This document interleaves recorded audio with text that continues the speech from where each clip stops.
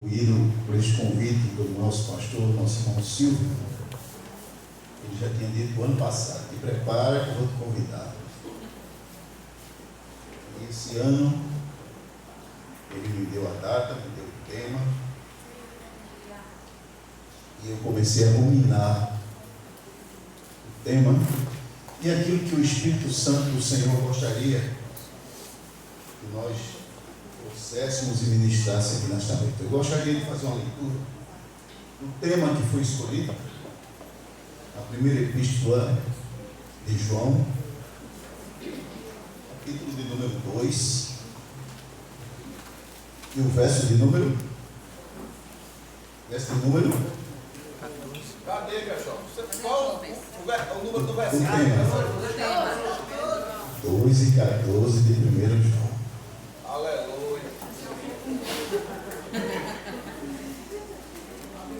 Eu achei interessante também o tema escolhido: jovens fortes jamais serão vencidos pelo mundo. E fizeram até camisa para isso fixar bem na mente. Diz assim a palavra do Senhor: filhinhos, eu vos escrevi porque conheceis o Pai. Pais, eu vos escrevi porque conheceis aquele que existe desde o princípio.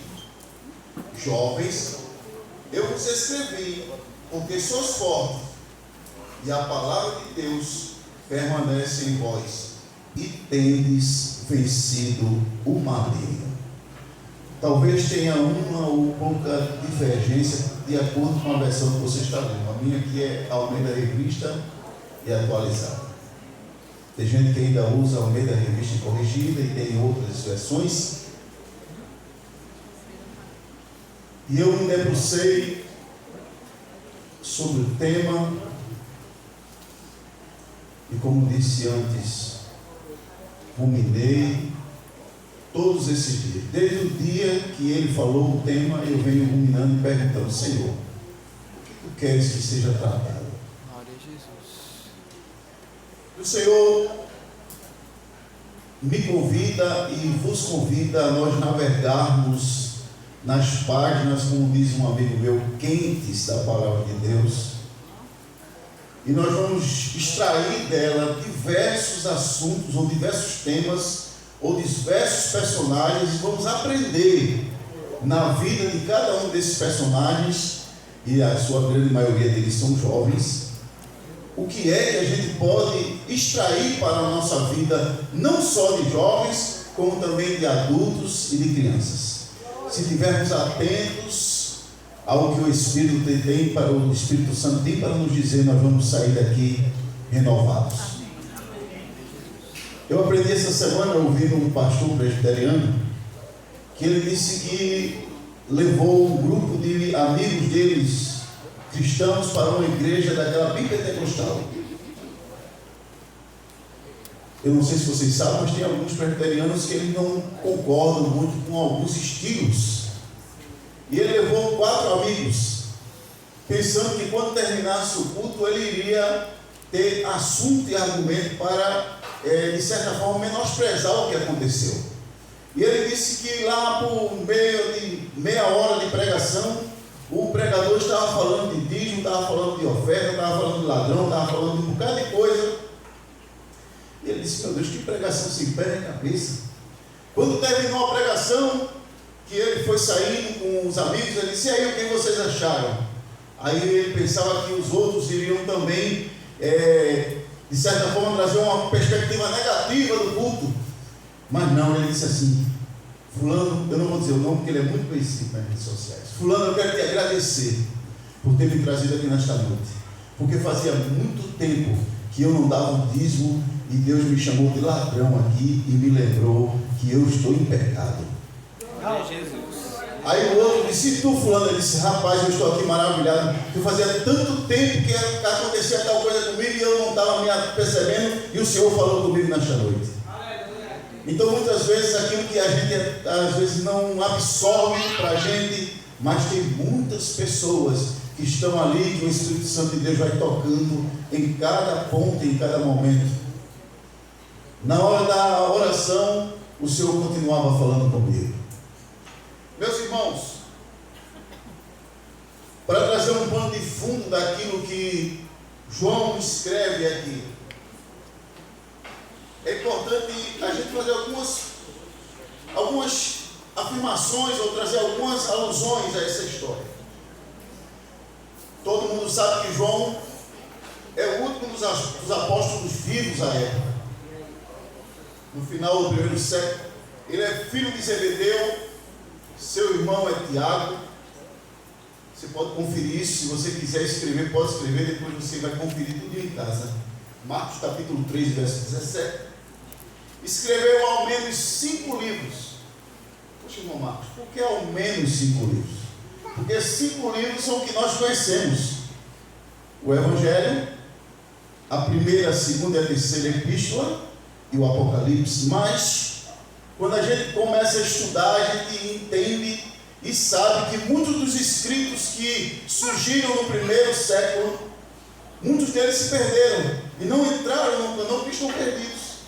Quando você vai estudar o livro das histórias dos reis de Israel, você vai ver que tem muitos livros que nós não temos, mas que lá faz referência a eles. Você sabia que, vocês devem saber, porque o pastor Silvio já deve ter pincelado isso aqui, nós deveríamos ter 3 cartas aos Coríntios, mas nós só temos 2, porque uma delas se perdeu. Por isso que eu digo, ao menos 5 cartas ou 5 livros foram escritos por João. João padeceu a morte provavelmente próximo ao término do governo de Domiciano, lá por volta do ano 96 depois de Cristo. Então ele foi o mais longevo dos apóstolos.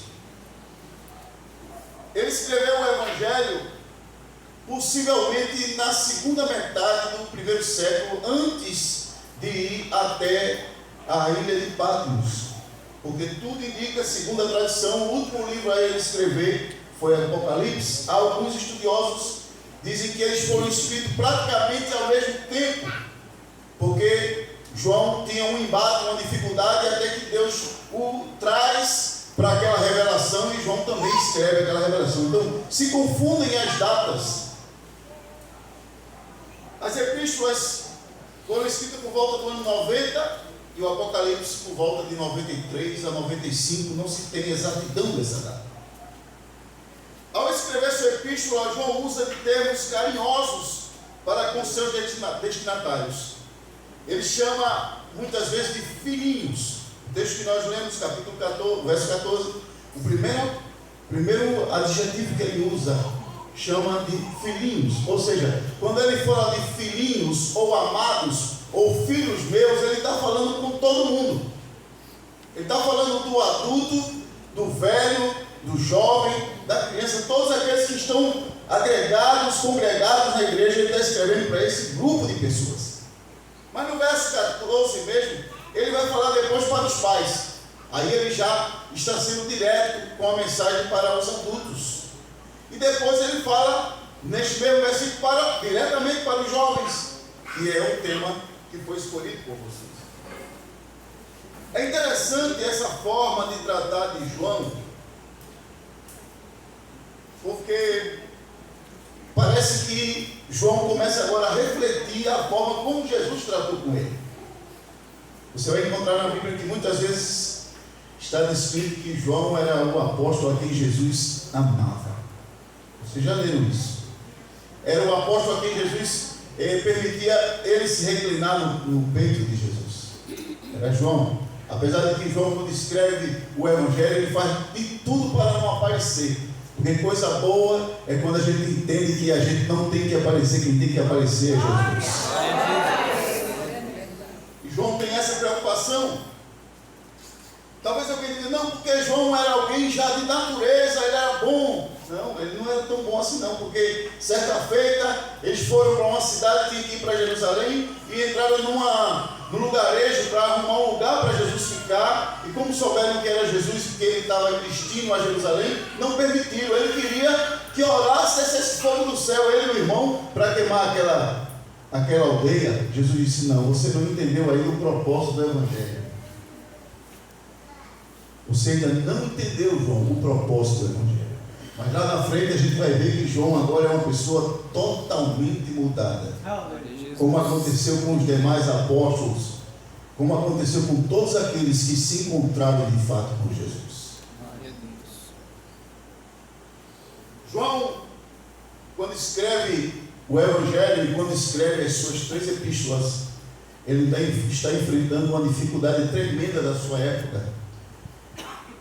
Dentre elas o gnosticismo e movimentos filosóficos que tentavam ensinar a seguinte ideia: de que Jesus era apenas um ser iluminado. Jesus não era o Messias, Jesus não era Deus, Jesus não era de fato o Deus que se formou em homem, habitou entre nós e morreu na cruz do Calvário. Não, Jesus era apenas um homem comum, que teve uma certa sapiência, um certo conhecimento. Ele tinha até profundidade de conhecimento, mas ele não era Deus. E João enfrenta essa dificuldade quando ele escreve o Evangelho e quando ele escreve as suas epístolas. E você vai ver essa informação porque João começa no Evangelho 1:1. Ele diz: no princípio era o Verbo estava com Deus e o Verbo era Deus.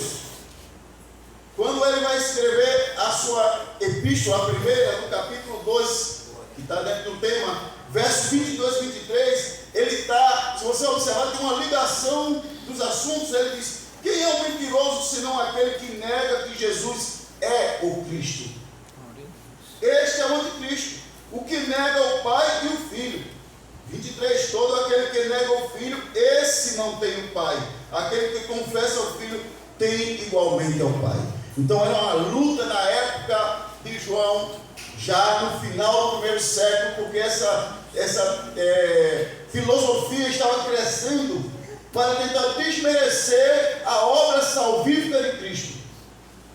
Eu estou preparando outro assunto, já há algum tempo, sempre eu vou anotando e vou guardando, depois eu vou fazendo a montagem, porque se a gente perguntar qual a certeza que você tem de que Jesus era o Messias, muita gente não tem. Nós temos apenas a nossa convicção pela fé, mas a base textual, que é o que João escreve no seu Evangelho, provando, Mateus escreve, Lucas escreve alguma coisa, provando de que Jesus era de fato o Messias prometido, lá no livro de Isaías, que é pincelado em diversos textos da Bíblia, diversos profetas falam sobre ele. Entendendo o problema de João, a gente vai entender por que ele escreveu isso.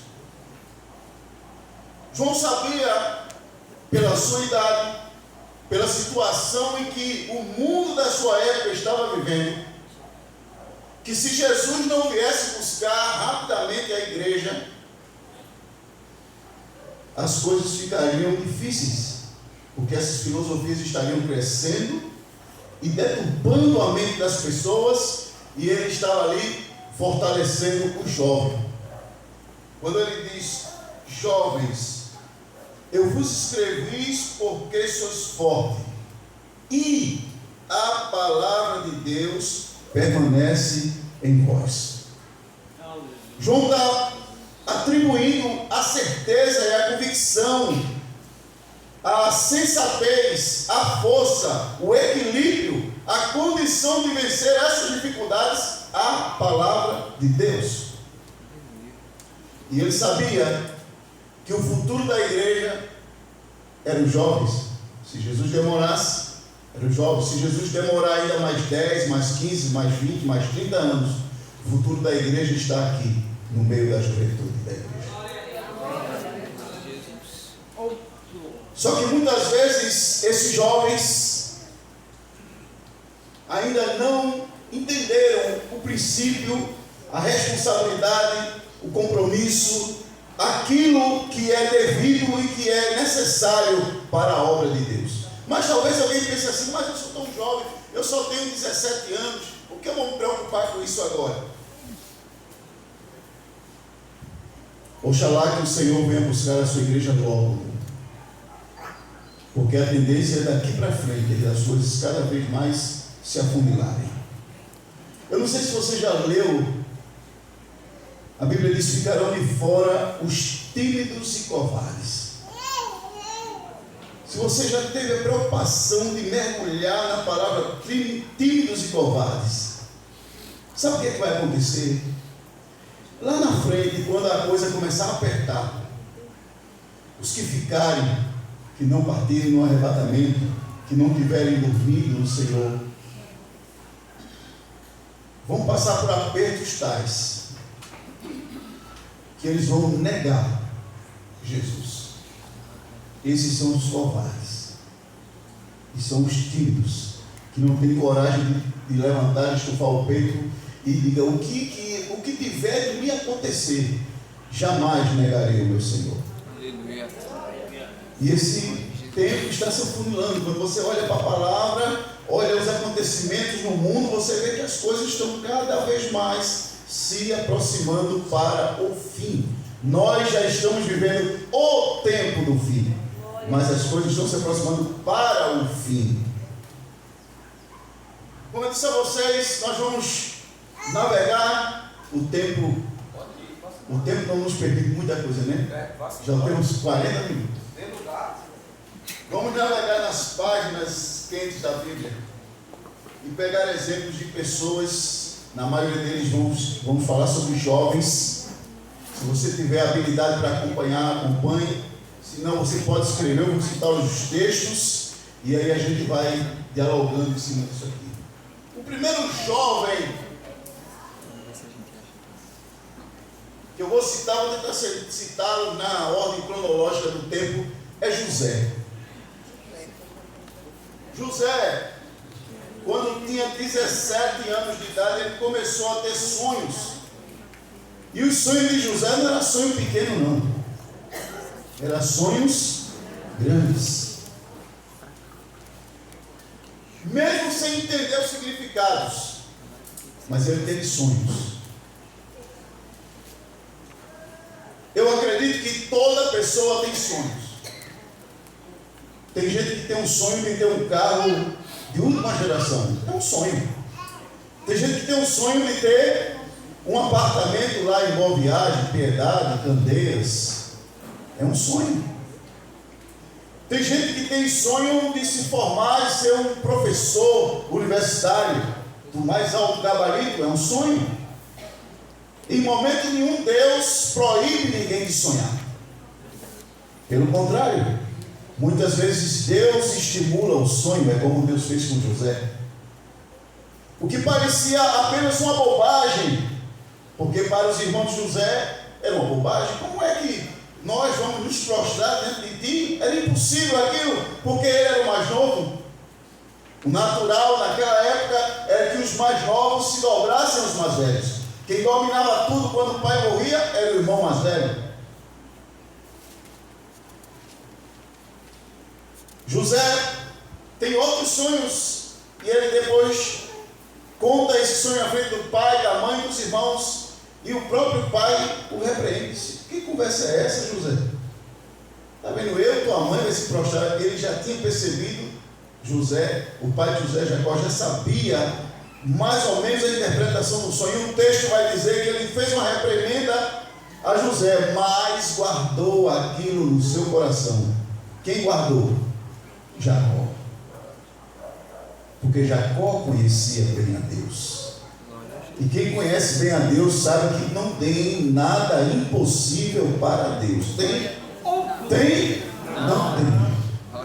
Quando uma certa moça disse: como é que pode? Como é que eu vou me achar grávida se eu não conheço o homem?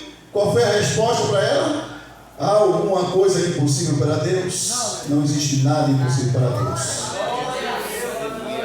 Pode sonhar à vontade, entendendo que o sonho que você tem deve ser colocado na mão de Deus. Quando você sonha alto, mas esse seu sonho alto está dentro da mão de Deus, dentro da vontade de Deus, pode se preparar, porque Deus pode cumprir todos esses sonhos. O problema é que muitas vezes quando alguém chega em determinado lugar, às vezes se esquece de quem colocou ele ali, não é? E não foi o caso de José. José entendeu que as agrúrias e as dificuldades da sua vida ocorreram por um propósito maior, vindo da vontade permissiva ou diretiva de Deus, porque Deus tem duas vontades. Me permita dizer dessa forma. A vontade diretiva é quando Deus quer, e a vontade permissiva é quando Deus não quer, mas Ele permite. Você não quer, meu filho, quebrar a cara disso aí? Vá. Você não quer se arrebentar por esse caminho? Vá. Lá na frente eu tenho um encontro com você e eu ajeito tudo de novo. Agora vá quebrar a cara. Você não quer? É a vontade permissiva. E a vontade diretiva é quando Deus quer. Eu quero assim. Cabe a você obedecer e seguir dentro da vontade de Deus ou não. Quando ele reconhece lá no capítulo 45, verso 1 ao verso 8, verso 4, diz assim: disse José a seus irmãos, já tinha acontecido as duas viagens, ele já tinha vindo, tinha tido a fome 2 anos, os irmãos voltaram, ele ficou com um preso. Depois os irmãos passaram um tempo, voltaram agora trazendo dinheiro de novo, e trouxe agora Benjamim. Aí ele se dá a conhecer, e quando ele se dá a conhecer, ele imaginava que os irmãos poderiam ficar frustrados com aquela situação. E ele mesmo vai dizer que eles não deveriam se preocupar, porque ele entendia que toda aquela dificuldade que ele passou para chegar até ali era plano de Deus na vida dele. E muitas vezes a gente tem dificuldade de entender que os caminhos muitas vezes são tortuosos na vida da gente. Nem sempre é mar de flores, não. Nem sempre. Eu me lembro que eu fiz a escolha. Eu trabalhava numa empresa e fui para o exército. E dentro do exército eu tive a oportunidade de fazer uma escolha de receber a promoção de cabo ou não receber a promoção de cabo. Se eu recebesse a promoção de cabo, eu poderia enganjar logo na virada do ano, porque tinha uma vaga. Se eu não recebesse a promoção de cabo, eu sairia. Então eu fiz a escolha de pegar a promoção, porque automaticamente teria um engajamento para mim. Quando virou o ano, eu recebi a notícia de que a vaga que era minha foi dada para um soldado que era motorista do coronel. Quem é que manda mais do que o coronel? Só Deus, né? Mas era a vontade dele, não era de Deus. E eu saí do exército. Quando eu volto para a empresa, eu fiquei afastado, eu era empregado, voltei para a empresa. Quando eu voltei para a empresa, 3 meses depois, o gerente me chama na sala dele e disse: Marcos, tu és jovem, não é casado, é solteiro, não tem família, e tu passaste 10 meses afastado no exército, e eu tenho aqui pares de famílias que estão trabalhando, e a empresa pediu para fazer um corte. E eu não vou tirar um pai de família, apesar de que você está cobertado pela lei, poderia ficar. Mas entenda, se eu tirar um pai de família, eu vou ter 3, 4 pessoas passando necessidade e você é solteiro. Eu disse: está certo. Cheguei em casa revoltado, eu disse: mãe, eu vou botar a empresa na justiça. Ela disse: meu filho, tenha paciência. E eu fui para o centro de oração que nós costumávamos ir lá em Paratibe. Quando estava orando, Deus disse assim, em profecia. Tinha uma pessoa do meu lado e disse assim: recebe a mensagem. E eu fiquei ouvindo, era meio-dia aproximadamente, só era a gente orando. E o profeta disse: eu te tirei de lá do exército e de lá da empresa para uma obra e depois te darei melhor. Eu entrei nessa empresa como faxineiro. Quando eu saí a primeira vez, trabalhava no departamento de oleografia. Quando eu voltei com 10 meses depois da obra concluída, voltei para a oleografia. Mas quando eu saí, quando essa empresa fechou, eu era encarregado do departamento de vendas. E Deus sabe fazer o que é melhor para a vida da gente. Os caminhos dele a gente não sabe. A gente só tem que aprender a aceitar a vontade dele na vida da gente. É difícil, muitas vezes até os nossos irmãos que nos machucam, mas é Deus trabalhando na minha e na tua vida para nos preparar para algo melhor lá na frente.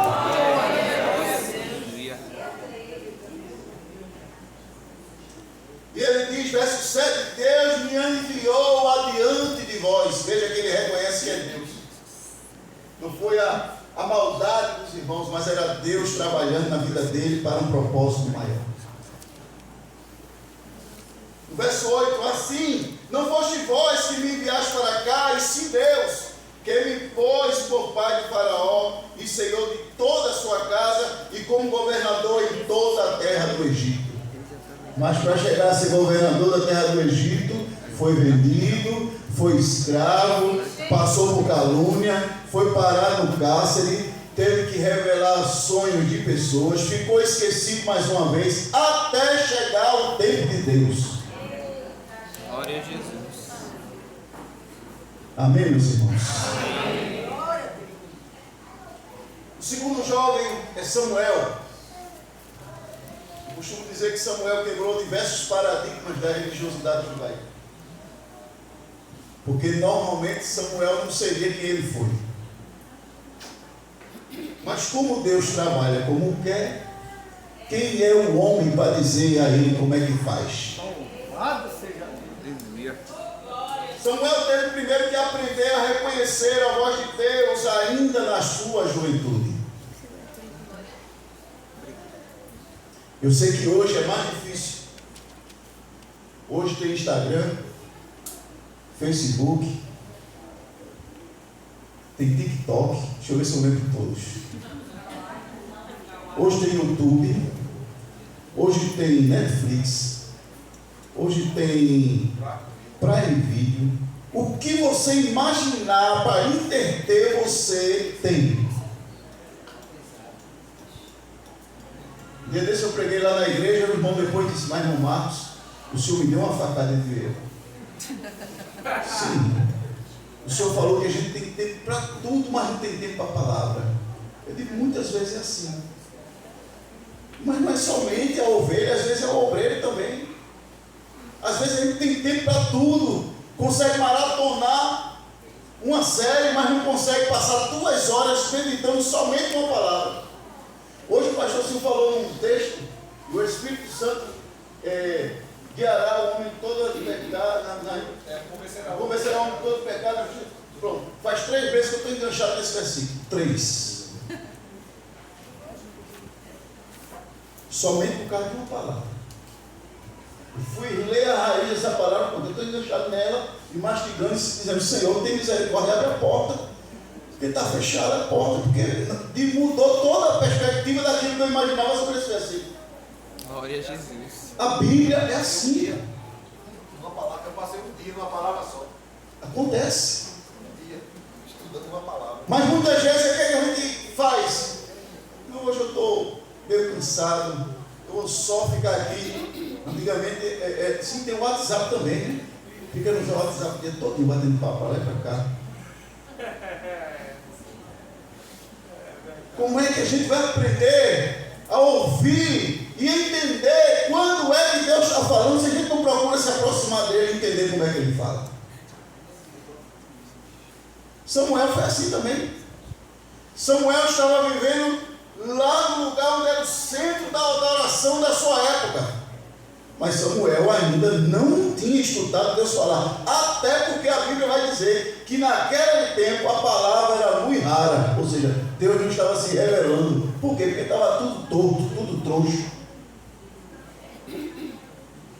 A começar por Eli e pelos seus filhos. 1 Samuel 3, de 7 a 10, verso 7 vai dizer assim, porém Samuel ainda não conhecia o Senhor, e ainda não lhe tinha sido manifestado a palavra do Senhor. Verso 8, o Senhor, pois, tomou a chamar Samuel a 3ª vez, e ele se levantou e foi ali, e disse, eis-me aqui, pois tu me chamaste. Então entendeu Eli que era o Senhor quem falava, quem chamava o jovem. O próprio Eli, que de um certo tempo da sua vida tinha tido uma experiência com Deus, mas por conta do pecado estava distanciado de Deus, Deus já não estava falando com ele, ele mesmo disse, espera aí, se eu não chamei, só pode ser Deus. Faz o seguinte, meu filho, quando te chamar de novo, tu vai dizer assim, fala que o teu servo ouve. Oh, glória!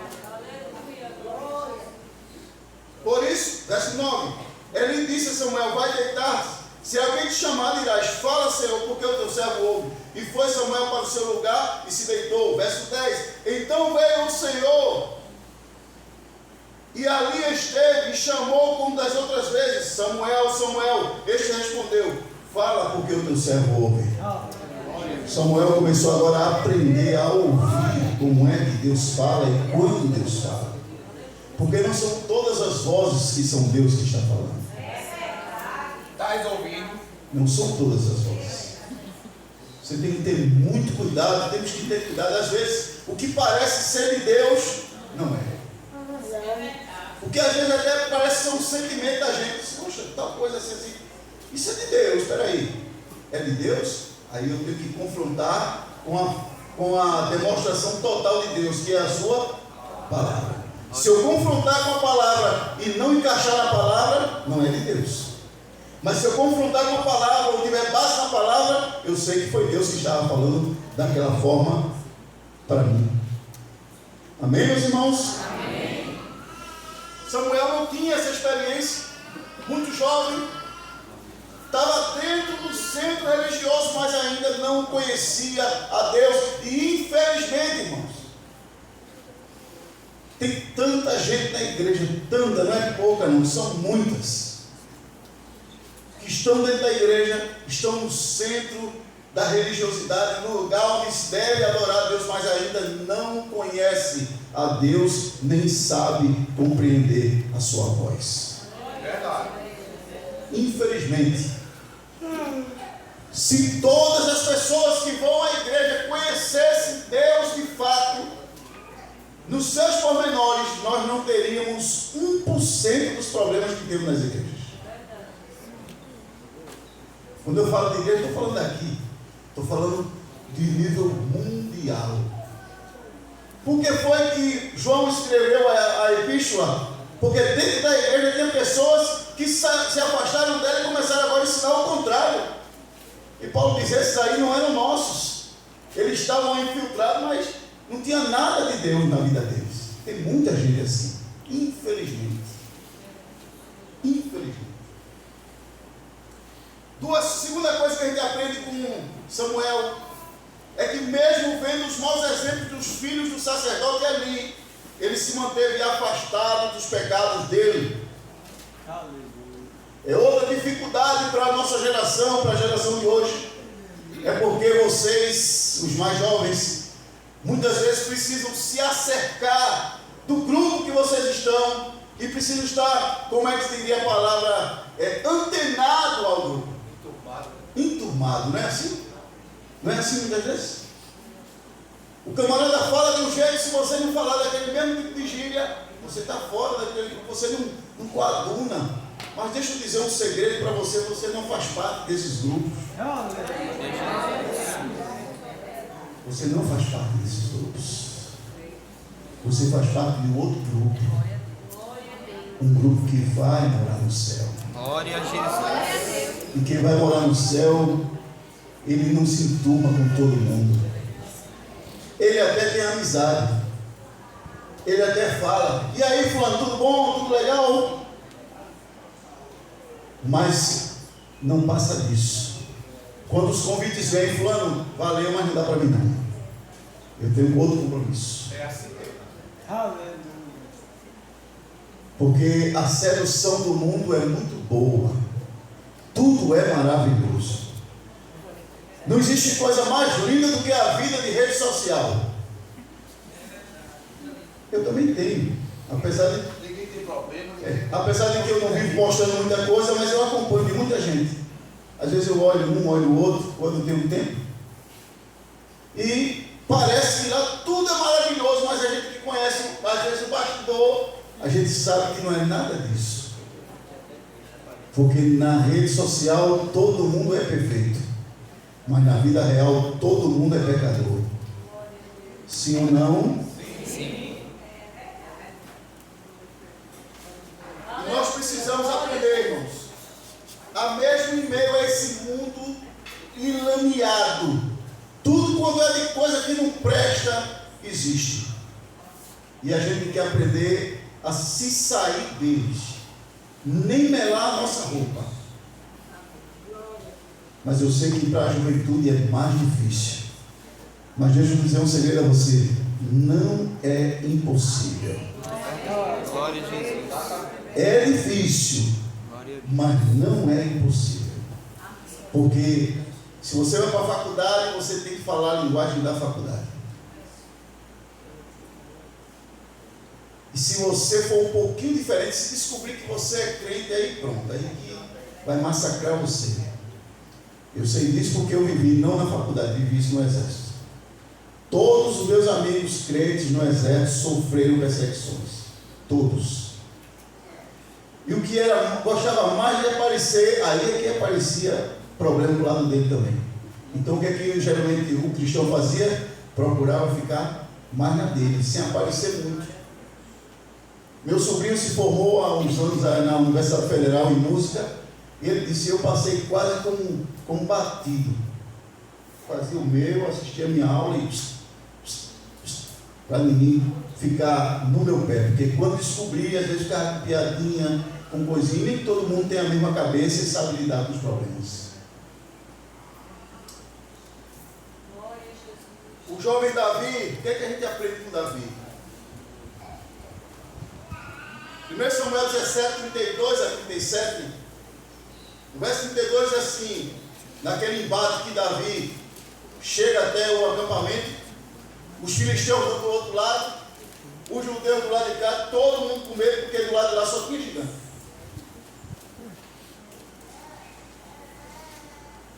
Alguém leva Davi para falar com Saul, verso 32, Davi disse Davi a Saul: não desfaça o coração de ninguém por causa dele. Teu servo irá a peleja contra o filisteu. 33, porém Saul disse a Davi: contra o filisteu não poderás ir para pelejar com ele, pois tu és ainda moço. E ele, guerreiro desde a sua mocidade. 34, respondeu Davi a Saul: teu servo apacentava as ovelhas de seu pai. Quando veio um leão e um urso e tomou um cordeiro do rebanho. 35, eu saí após ele e o feri, e livrei o cordeiro da sua boca. Levantando-se ele contra mim, agarrei pela barba e o feri e o matei. 36, o filisteu será como um deles, porquanto afrontou os exércitos de Deus vivo. 37, disse mais Davi: o Senhor me livrou das garras do leão e das do urso, ele me livrará da mão deste filisteu.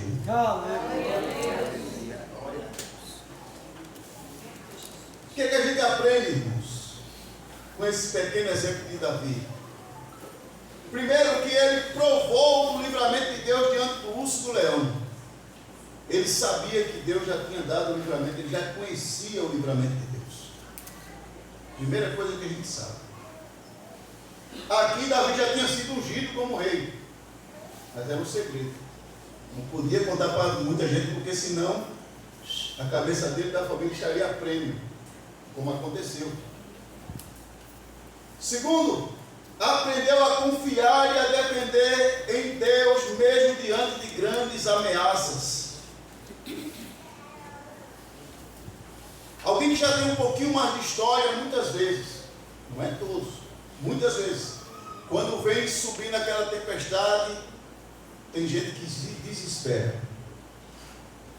Mas que já tem um pouquinho mais de experiência com Deus, olha para a tempestade e diz: estou vendo, ela é grande, é brava, mas eu tenho um Deus que batalha comigo. Quem é o escudo dessa pessoa? É Deus. Eu sei que está vindo, mas ó, meu escudo é Deus. E Davi já tinha aprendido isso. Quando ele estava sozinho, é outro segredo. Terceira coisa, muitas das experiências com Deus ocorrem em oculto, apenas você e Deus, e em solidão, porque nem todo mundo está pronto para ver a intimidade de Deus com você. Aleluia, glória a Deus. Ninguém sabia, talvez o pai dele e os irmãos soubessem dessa história, talvez, porque a Bíblia não relata em momento nenhum que ele tenha falado isso, a não ser nessa situação. Ele tinha experiência com Deus, sabia que Deus poderia defendê-lo, Ele não temia nada que fosse maior do que ele, porque ele sabia que Deus que tinha libertado ele, livrado da mão do urso e do leão, também livraria ele do filisteu. E o que é a terceira coisa, que muitas vezes essas experiências é apenas entre você e Deus. Se você contar para alguém, às vezes a pessoa diz que nada, esse irmão está variando. Esse irmão está variando. Deus não trabalha assim não, porque não conhece Deus ainda. Aleluia. Quem já teve experiência sabe que Deus é capaz. É verdade, é mesmo assim. Agora vamos para um exemplo negativo. Roboão, filho de Salomão, teve a oportunidade de escolher o melhor conselho, mas preferiu atender os conselhos dos jovens tolos como ele. 1 Reis, capítulo 12, verso 6 ao verso 11. Não quer dizer que todo jovem só tem conselhos tolos. Não é isso. Dizem que todo adulto ou idoso tem conselhos bons. Não é isso. Eu me lembro que quando a gente jovem escutava as irmãs dizer sobre as irmãs da comissão, as santas mulheres idôneas da casa de Deus. Tu ri, né, Cleide? Porque quando a gente conhece, porque sabe o que quer dizer idoneidade? É gente que não tem nada que ninguém possa macular, falar mal. Mas me desculpe, às vezes tem umas irmãs, aqui não tem não, graças a Deus, que é uma fofoca. Então como é que eu posso dizer que é a santa idônea as mulheres da casa de Deus? Porque idoneidade é moral, você vida ilibada e reta. Ninguém tem o que apontar. Ninguém tem o que apontar. Aí quando eu escutava isso, eu ficava, quando eu fui amadurecendo, eu fui entendendo esse conceito e conhecendo como é, porque eu dirigi congregação, eu sabia os problemas nas comissões. Eu digo, meu Deus, falta tanto conhecimento de Deus ainda. Roboão, quando foi prestes a assumir o trono, ele foi tomar conselhos com os conselheiros que eram da época do pai dele, Salomão, o homem mais sábio de toda a terra.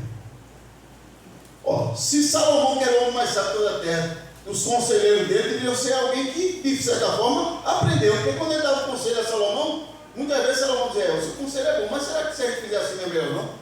O camarada aprendia também. Mas ele não estava satisfeito. O que foi que ele fez? Foi pedir conselho a outros jovens do mesmo tempo, da mesma linhagem, da mesma época dele. Que foi que o conselho que ele ouviu e atendeu aconteceu? Qual foi a consequência? Rachou o reino. Dividiu o reino. Por quê? Porque ao invés de ele dar ouvido ao conselho dos sábios, ele foi ouvir os jovens tolos igual a ele. Volto a dizer, nem sempre o jovem tem conselho tolo. Muitas vezes tem jovem que tem conselho mais sábios do que certos adultos. A questão aqui é, quem você está dando ouvido? Que tipo de conselho você está preferindo acompanhar e seguir? Principalmente agora que tem um tal de, isso não é nada não. Isso não é nada demais, isso é besteira. Meus irmãos, deixa eu dizer uma coisa a você. Daniel poderia ter comido do maná, ou comido da comida lá do rei. Poderia sem problema nenhum. A Bíblia diz que pela oração e pela palavra, todas as coisas são santificadas. Ele podia ter pego assim e disse, olha Senhor, isso aqui foi feito para Nabucodonosor. Eu não sei de onde danado isso veio, mas olha aqui, Senhor, eu vou orar e tu vai purificar e não vai me fazer nenhum mal. Poderia. Mas ele tomou uma decisão, nós vamos passar por ele também. Infelizmente, tem muita gente para dar conselho para o mal. Para dar um conselho para... Isso é besteira. Isso é nada demais. E esse nada demais é feito uma água no pé de uma base. Vai cavando, vai afundando. Quando você pensar que não, muito, né? Por causa de pequenos conselhos, mal ouvidos ou mal dados. O profeta jovem, já ouviu falar do profeta jovem? Porque tem um profeta velho. Não tem um profeta velho? Que está escrito em 1 Reis, capítulo 13, verso 1 ao 32, o verso 11 diz que um profeta velho. Se um profeta era velho, o outro era um profeta jovem, mais novo. Deus chama esse profeta e diz: vá lá, entregue a mensagem, porque eu vou fazer assim, assim, assim. Ele foi lá, atravessou a divisa do território, foi lá no Reino do Norte, entregou a mensagem. O rei se esperneou, ficou com a mão atrofiada. Aí ele intercede pelo rei. Aconteceu conforme ele havia profetizado. E o rei, querendo dar uma de bonzinho, disse: vamos fazer o seguinte, não vai embora agora não, vamos lá para casa, vamos comer pão, beber vinho. Aí ele disse, verso 8 do capítulo 13: porém o homem de Deus disse ao rei: ainda que me desse metade da tua casa, não iria contigo, nem comeria pão, nem beberia água neste lugar. Verso 9: porque assim me ordenou o Senhor pela sua palavra, dizendo: não comerás pão, nem beberás água, e não voltarás pelo caminho por onde foste. Verso 10: e se foi por outro caminho, e não voltou pelo caminho por onde viera Betel. 11: morava em Betel um profeta velho. Vieram seus filhos e lhe contaram tudo que o homem de Deus fizera aquele dia em Betel. As palavras disseram ao rei, contaram a seu pai. 12: perguntou-lhes o pai: por que caminho se foi? Mostraram seus filhos o caminho por onde fora o homem de Deus, que viera de Judá. 14: foi após o homem de Deus, e achando-se sentado debaixo do cavalo, lhe disse: és tu o homem de Deus que vieste de Judá? Ele respondeu: eu mesmo. Verso 15: então lhe disse: vem comigo à casa e come pão. Porém ele disse: não posso voltar contigo, nem comerei. Aí ele explicou a mesma coisa. Verso 18: tomou ele: também sou profeta, o profeta velho. Ele devia ter dito: também eu era profeta, porque já há muito tempo que Deus não falava com ele, nem usava ele. Como tu, e um anjo me falou por ordem do Senhor, dizendo: faze voltar contigo a tua casa, para que coma pão e beba água. Porém mentiu-lhe. 19: então voltou ele, comeu pão em sua casa. O que foi que aconteceu? Ele foi para a casa do profeta velho, sentou na mesa, foi colocado as iguarias para ele comer, o pão, o vinho, tudo. E quando ele estava comendo, aí Deus, que não usava o profeta velho há muito tempo, usou o profeta velho para o profeta jovem. E lembrou a ele: eu não disse a você para não comer pão, não beber água, não fazer nada aqui? Foi o que aconteceu com ele. Quando ele sai de casa, guardou-se o jumento. Quando ele vai-se embora no caminho, as feras o devoraram. O que é que eu aprendo com isso? Que quando Deus lhe disser algo a fazer, faça conforme a orientação de Deus, mesmo que alguém diga: eu também sou profeta. Porque o mesmo Deus que disse a você para fazer, se mudar o projeto, é o mesmo Deus que vai fazer mudar o projeto. Sim ou não? Sim. Tinha um rei que estava deitado na cama. Deus chamou o profeta e disse: vá lá e diga a ele que ele da cama que ele subiu não vai descer mais, porque era costume levar a cama junto para o lugar de enterrar, onde a pessoa ia ser sepultada. Quem foi o profeta? Quem foi o rei? Ezequias. O mesmo profeta foi lá e entregou a mensagem. Quando ele vai saindo, Ezequias se vira para o lado da parede. A situação dele era tão ruim que não dava nem para dobrar o joelho, como ele estava debilitado. Aí começou a clamar: dizer: Senhor, lembra, eu fiz isso, a situação estava assim, e eu atendendo a tua voz, a tua palavra, os teus profetas, eu arrumei as coisas. Aí Antes do profeta passar do lado de fora do templo, do palácio, o Senhor disse: volta lá. Deus mandou outro profeta ou mandou o mesmo? Mandou o mesmo. Quando vem essa conversa, não, rapaz, eu também sou profeta, eu entendo a Bíblia, não é assim não, gente. Que conversa é essa? Se Deus disse a você para fazer de um jeito, faça como Deus lhe disse. Não mude a estratégia. Glória a Deus. Aleluia. Amém? Amém. Não mude a estratégia. E o que aconteceu foi a morte. Aonde encontrar as orientações do Senhor? É uma pergunta que eu faço. Por inspiração do Espírito Santo, lembrando que se aquela inspiração que você recebe, ela coaduna com a palavra, é de Deus. Se ela foge da palavra, não é de Deus. Porque existem muitas vozes no mundo, sim ou não? Existem muitas vozes no mundo. Segundo, com certeza estará em linha com a palavra de Deus e na própria palavra. Quer conhecer como Deus trabalha? Mergulhe na palavra. Quer conhecer como Deus faz? Busque a palavra. Quer entender como as coisas vão acontecer? Busque na palavra. Tudo está aqui, não tem nada escondido. Aleluia. Nada está escondido, está tudo aqui. Ainda, segundo Reis capítulo 5, verso 1 ao verso 3, vai falar de uma menina que foi levada cativa para a Síria. Eu preguei sobre ela da última vez. O que é que eu aprendo com essa menina? Que mesmo ela em situação ruim, subjugada, como escrava, não deixou de apontar o caminho certo para alguém. Ela estava escravizada na casa do camarada. Como era o nome dele? Não.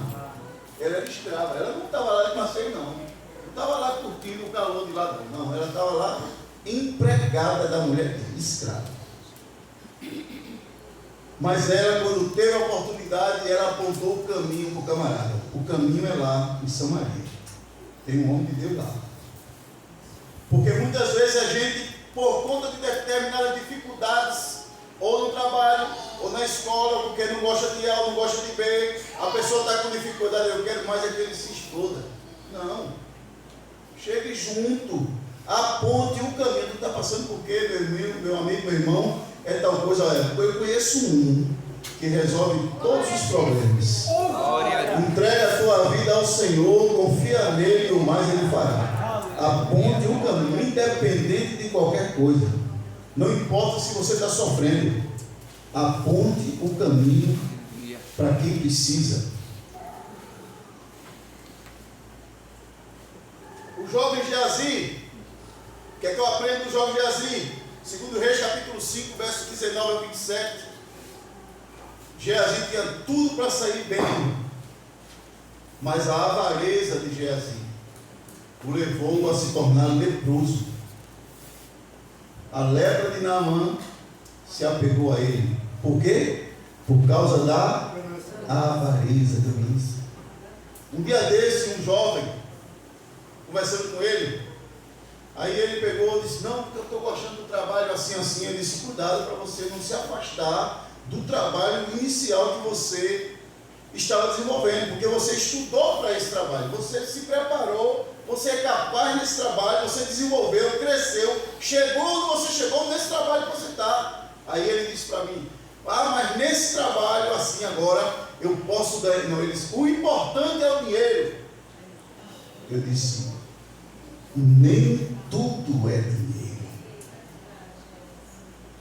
Nem tudo é dinheiro.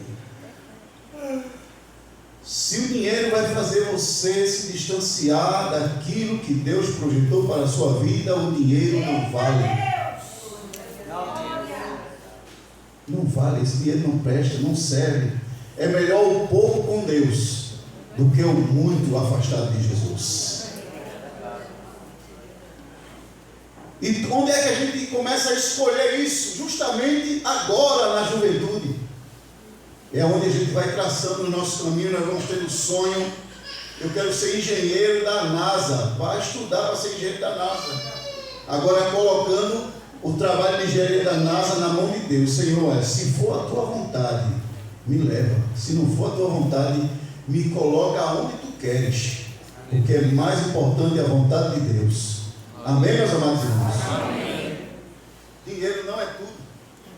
Geazi botou o olho na recompensa que o Naamã trouxe para dar ao profeta.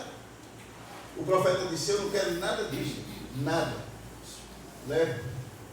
Quando ele saiu, Geazi correu atrás e disse: eu vou perder a oportunidade dessa nada. Cometeu uma mentira. Usurpou o dinheiro. Não disse nada ao profeta. Quando chegou, ele tentou chegar a enganar o profeta. Aí o profeta disse: porventura o meu espírito não foi te acompanhando? Você está pensando que consegue se esconder de Deus? Não fosse, mas Deus já tinha me dito tudo. Estás ouvindo?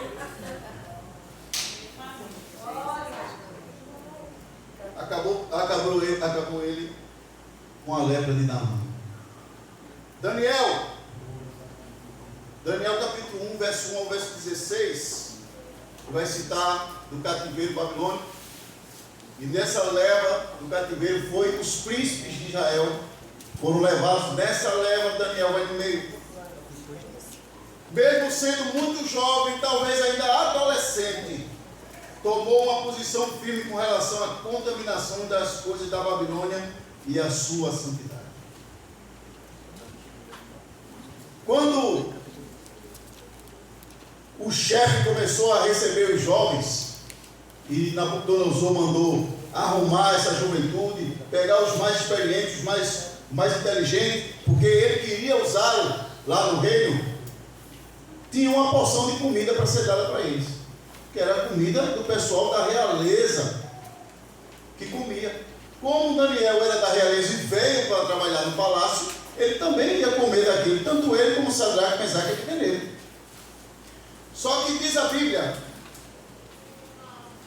no verso de número 8, do capítulo de número 1, resolveu Daniel firmemente não se contaminar com as finas iguarias do rei, nem com o vinho que ele bebia. Então pediu ao chefe dos eunucos que lhe permitisse não contaminar-se. Meus irmãos, muitas vezes nós precisamos tomar atitudes drásticas em nossas vidas, tomar um posicionamento, porque isso muitas vezes interfere na nossa vida espiritual. Escolhas que são colocadas para nós e nós abraçamos de tudo sem analisar, sem entender os riscos, aquilo pode levar a uma fragilidade espiritual da nossa vida. Como já disse, às vezes a amizade vem do lado e a gente não se posiciona e vai tolerando, aceitando. Daqui a pouco a gente vai se aproximando de uma forma tão que a gente já não tem diferença entre eu, nós e o mundo. Paulo escrevendo diz que a igreja não deve se conformar com o mundo. Você sabe o que quer dizer a palavra conformar ali? Tomar o molde, é usar o mundo como molde. Então, na hora que o molde do mundo vier para a nossa vida, para a vida do jovem, qual é a posição do jovem? Não, eu vou tolerando. Não, epa, aí não dá para mim não. Minha posição é essa, eu sou assim, eu penso assim, eu ando assim, eu ajo assim. Isso aí não dá para mim. Não, falou, mas tu é diferente de todo mundo. Meu irmão, eu sou diferente mesmo. Eu moro aqui na rua A, B, C, mas eu não estou daqui, eu estou aqui de passagem. Para onde eu vou é muito melhor do que aqui. Poxa, pai, tu vai morar em Boa Viagem, é muito melhor. Vai morar em Candeia, é muito melhor. E eu quero te convidar para tu fazer uma mudança de vida, para ir morar no mesmo lugar que eu vou morar. E assim você vai convencendo. Eu sempre disse a meus filhos, vocês devem influenciar o mundo. Não se deixar influenciar, porque é mais fácil ser influenciado do que influenciar, principalmente quando você é minoria, né? Mas Daniel era minoria ali, mas Daniel disse: não, eu vou bater o pé aqui, eu não quero comer desse maná. Mas ele conseguiu benevolência e as coisas ocorreram como ele havia decidido.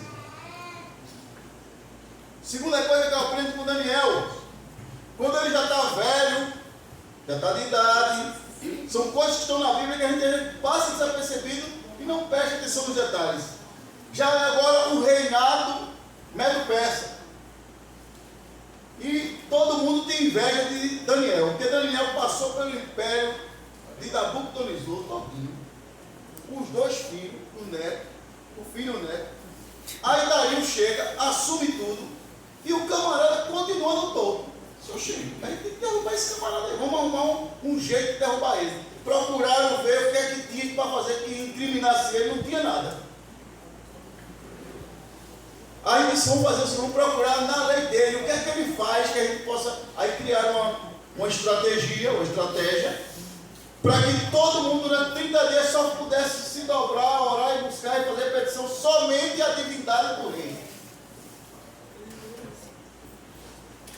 Aí quando Daniel ficou sabendo que havia sido assinado o edito, e tinha um problema, quando um rei Medo-Persa assinava, acabou, não tinha como revogar.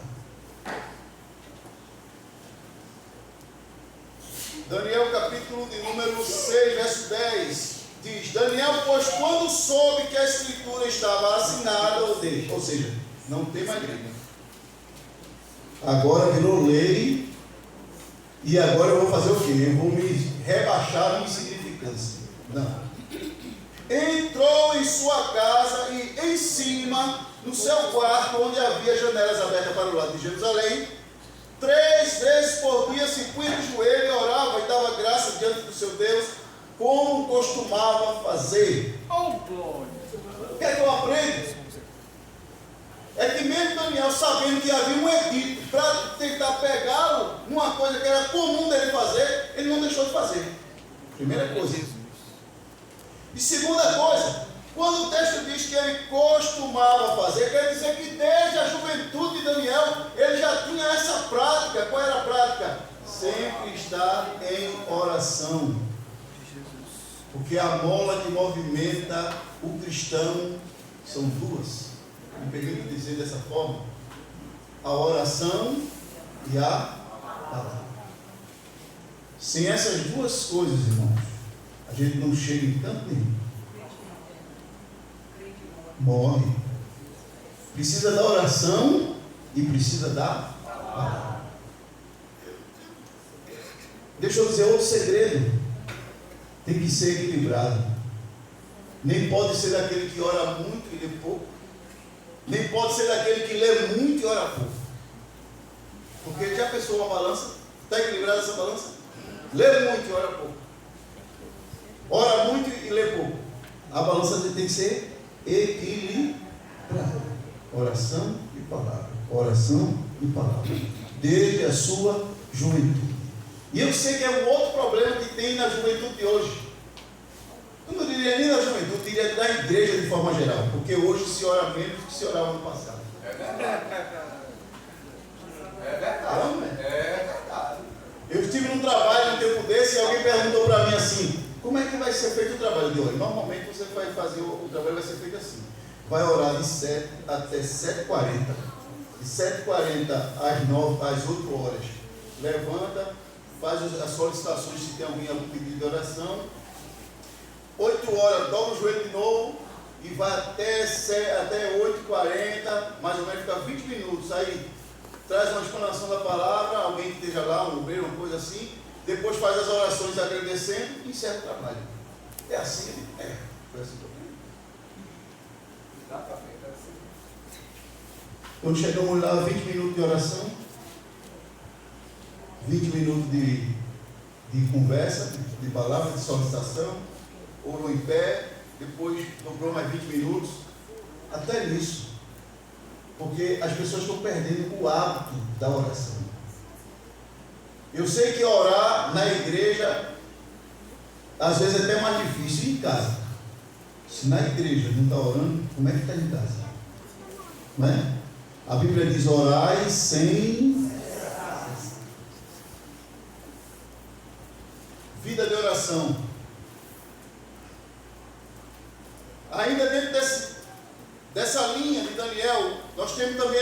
Sadraque, Mesaque e Abdenego. Daniel capítulo 3, verso 1 ao verso 30, todos nós conhecemos a história.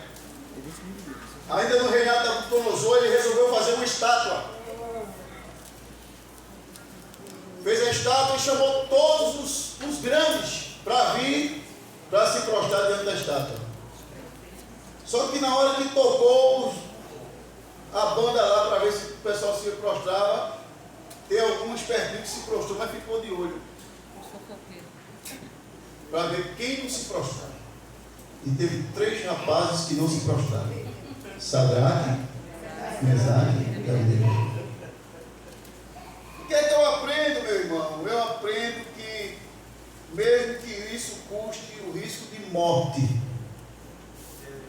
o cristão precisa ter posicionamento nas suas convicções. Glória a Deus. Porque esse vai ser o pretexto lá no futuro. Quem ficar por aí se aguente, viu? Porque ou nega a Jesus ou vai para a guilhotina. Faça força para subir, porque depois vai ficar mais difícil ainda. Eles sabiam que poderiam morrer. Foi dada até outra chance a eles. Mas vai dar outra chance a vocês. Se tu quiser dar, pode dar. Agora, vai tocar, a gente não vai se dobrar. Se Deus quiser salvar a gente, Ele salva. Se não quiser, está tudo certo. Mas a misericórdia de Deus livrou-nos. Mas eles tiveram o quê? Posição firme e decidida com relação à sua fé. Estamos terminando, viu? O jovem com 5 pães e 2 peixinhos. Poxa, eu tenho alguma coisa para aprender com esse menino? João capítulo 6, verso 5 ao verso 13. O que é que eu aprendo com ele? Que o pouquinho que você tem, você diz que é pouco. É pouco. Quando você vai ler o texto, a multidão era de praticamente 5.000 pessoas. E o que é que 5 pães e 2 peixinhos dá para alimentar em relação a 5.000 pessoas? Nada. Não foi esse o diálogo? Verso 8. Um de seus discípulos, chamado André, irmão de Simão Pedro, informou a Jesus: está aí um rapaz que tem 5 pães de cevada e 2 peixinhos, mas isto que é para tanta gente? Ele mesmo duvidou. Ele disse: aí não vai dar para nada. Tem um menino aí, um rapazinho, que tem essa quantidade, mas não vai dar para nada. Verso 10, disse Jesus: fazei o povo assentar, pois havia naquele lugar muita relva. Assentaram-se, pois, os homens em número de quase 5.000. Mas foi com aqueles 5 pães, pouquinho, e 2 peixinhos que Jesus alimentou. O que é que eu aprendo? Que mesmo um pouquinho que você diz: ah, pastor, eu não sei pregar, pastor, eu não sei nem falar, é pouquinho mesmo, Deus vai te usar com um pouquinho que você tem. Ah, pastor, não dá para mim fazer tal trabalho não, porque eu só estou enrolado. É esse pouquinho de enrolado, você não diz que é enrolado, mas tem um pouquinho que é desenrolado. Esse pouquinho desenrolado que Deus trabalha naquilo que precisa da sua vida. Já pensou se aquele menino disse: não vou dar não, isso aí não dá para nada não, você vai, meia dúzia vai comer, vai ficar um pouco com raiva. Não se preocupe com isso não. Quem vai fazer a multiplicação do trabalho é Deus. Só entregue o pouco que você tem na mão dele e deixe que ele sabe o que fazer. É pouco, mas ele sabe o que fazer. Só temos 2 jovens para falar e a gente disse: o jovem Saulo de Tarso. Quem já ouviu falar nisso? O jovem. Então a gente conhece Saulo, já um homem, né? Trabalhando, batalhando em prol do reino. Mas teve um tempo que ele batalhou em prol de outra coisa. Lá em Atos capítulo 7, verso 58 e 60, e o verso 8, a parte A, do versículo 1, Paulo acreditava, meus irmãos, estar fazendo o que era certo ante a sua religião ou a religiosidade. Até que teve um encontro real com Jesus. O que é que eu aprendo com isso? O texto diz assim, verso 58. e lançando fora da cidade, o apedrejaram. Apedrejaram a quem? Estevão. As testemunhas deixaram suas vestes aos pés de um jovem chamado Saulo. Verso 59. E apedrejaram Estevão, que invocava e dizia: Senhor Jesus, recebe o meu espírito. 60. Então, ajoelhando-se, clamou em alta voz: Senhor, não nos impute este pecado. Com estas palavras adormeceu. Capítulo 8, verso 1, parte A. E Saulo consentia na sua morte. O que é que a gente aprende? Que Saulo, nessa ocasião, ele estava defendendo a religiosidade dele. Qual era a religião dele? Judaísmo. Ele achava que a forma da religião dele era a forma correta. Ele achava que aquilo ali era a vontade de Deus. Mas ele só achava isso porque ele ainda não tinha se encontrado com o Deus verdadeiro. Ele conhecia o Deus apenas da teoria, do livro, do que ele tinha estudado, mas ele não conhecia o Deus verdadeiro pessoalmente. No momento que ele teve encontro com o Senhor, no caminho de Damasco, tudo mudou na vida de Saulo. Tem tanta gente muitas vezes fazendo algo, achando que é a forma correta de fazer. Eu tinha feito um grifo aqui, depois saiu, eu não sei por que esse grifo saiu. Mas eu me lembrei do grifo aqui agora. Eu me lembro que, Silvio vai lembrar disso, tinha uma barraquinha na esquina da igreja, uma Zefinha. E eu morava na 107, descia pela 112. Isso. Fui lá para a igreja, tinha um portão bem grande na igreja, tinha uns jovens conversando assim, depois da barraquinha, antes de entrar, tinha uns 5 jovens conversando. Quando eu fui passando, eu já era do grupo que gostava um pouquinho de oração. Mas gostar de oração não quer dizer que você aprendeu tudo. Eu ainda estava aprendendo a ouvir a voz do Espírito Santo. E quando eu fui passando, tinha uns jovens assim, eu disse comigo: eu não vou nem conversar com esse camarada, que essa turma não quer nada com a vida. Porque eu achava, na minha concepção, que como eles gostavam muito de brincar, de passear, de bater bola, não sei o quê, eu estava querendo me santificar, aquilo ali poderia interferir na minha religiosidade ou na minha forma de viver Jesus. Mas eram crentes da mesma igreja que eu. Aí eu passei por eles, quando eu olhei assim, eu disse: não vou nem bater, nem falar com eles. Quando eu fui entrando, o Espírito Santo disse, e Deus falou no meu coração: você está errado. Aleluia. Lembra que eu falei de Tiago e João, que queriam mandar descer fogo do céu e queimar a aldeia? Eles estavam fazendo uma recepção, não tinham entendido ainda o projeto de Deus. Jesus disse: você está errado, meu filho, isso não é, eu não vim para isso não. O objetivo é salvar, não é excluir, não é matar, exterminar, não é salvar. Quando eu fui entrando, o Espírito Santo de Deus disse: você está errado. Como é que eu vou conquistar alguém para o Evangelho se eu não me aproximo de forma correta, coesa, entendendo o meu papel naquela, influenciando, não sendo influenciado? Se eu achava que aquelas pessoas precisavam se aproximar mais de Deus, qual era o meu papel? Ensiná-los, se eu sei alguma coisa, mas eu estava aprendendo ainda. E aquilo me marcou de uma forma que eu, aquilo deve ter fazendo o que? Quase 50 anos já. Acho que tem alguma coisa. O Espírito Santo de Deus fala, meus irmãos. Aleluia. Ele não separa, ele junta. Amém? Ele quer te usar em cima disso. Até o momento que você encontra com Jesus de fato, você entende o que é o Evangelho, qual é o propósito de Deus, você sabe que todas as coisas vão mudar a partir dali da sua vida. Foi o que aconteceu com Paulo.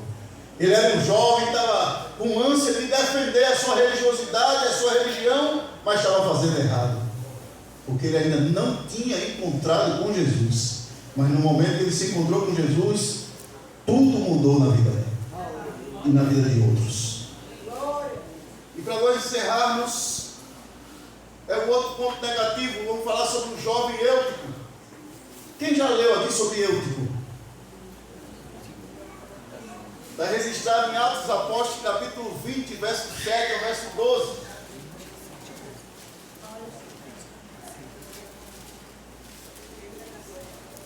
assim o texto, verso 7. No primeiro dia da semana, estando nós reunidos com o fim de partir o pão, Paulo, que devia seguir viagem no dia imediato, exortava-os e prolongou o discurso até a meia-noite. Verso 8.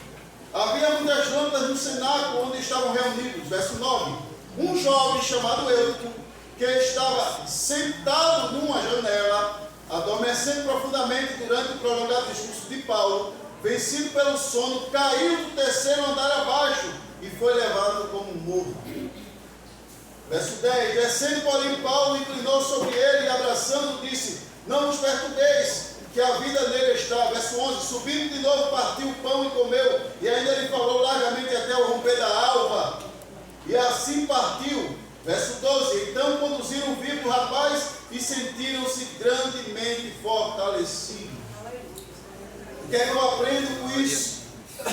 Meus irmãos, eu que estava no ambiente correto. Qual era o ambiente? Um ambiente de culto.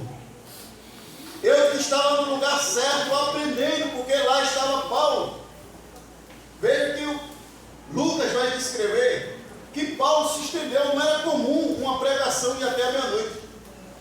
E ainda eu parti o pão, ou seja, e até a celebração da ceia. Mas se esticou o assunto, Paulo estava ensinando, ele sabia que ia-se embora, ia partir, ia para Jerusalém. Dali ele já sabia, pelo Espírito Santo de Deus, que ia parar em Roma. Então ele não sabia o que ia acontecer, sabia que ia para Roma, tinha muitas coisas para acontecer. E ele se prolonga, aí tem um jovem que tem a oportunidade de estar ouvindo Paulo. Ele podia estar sentado lá embaixo, na cadeira, ou sentado nos pés para aprender, mas ele foi se sentar onde? Na janela. Sentou no lugar errado. Ele estava no ambiente certo, mas sentado no lugar. Primeira coisa. Segunda coisa, ele estava cochilando. Infelizmente tem gente que está dentro da casa do ambiente correto. O pai é crente, a mãe é crente, ou às vezes os filhos são crentes, mas ele não é crente, ela não é crente, a mãe não é crente, o pai não é crente, os filhos são crentes. Está no ambiente correto, mas está no lugar errado e fazendo a coisa errada.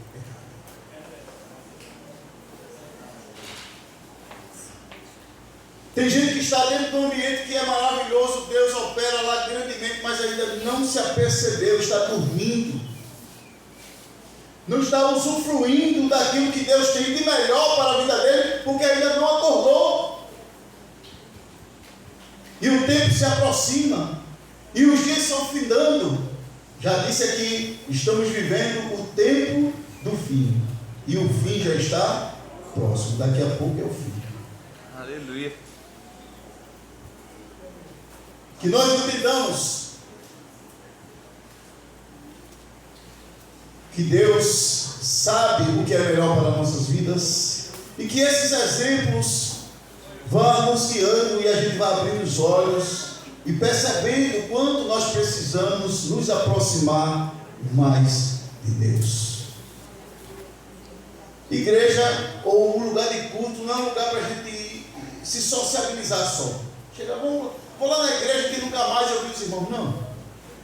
É um lugar, um ambiente certo, mas a atitude é errada. A igreja é o lugar da gente prestar culto de adoração a Deus.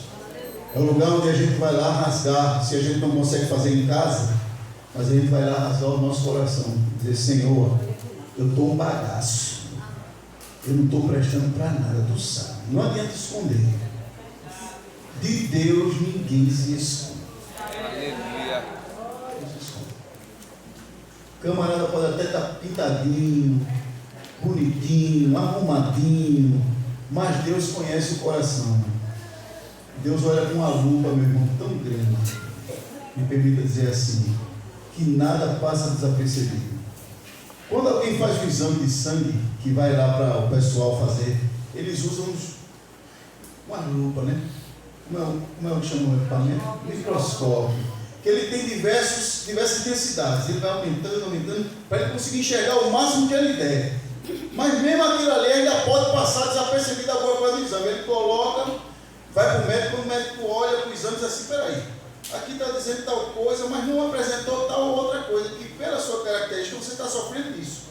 Eu vou mandar repetir o exame, para poder ver se o próximo acerta.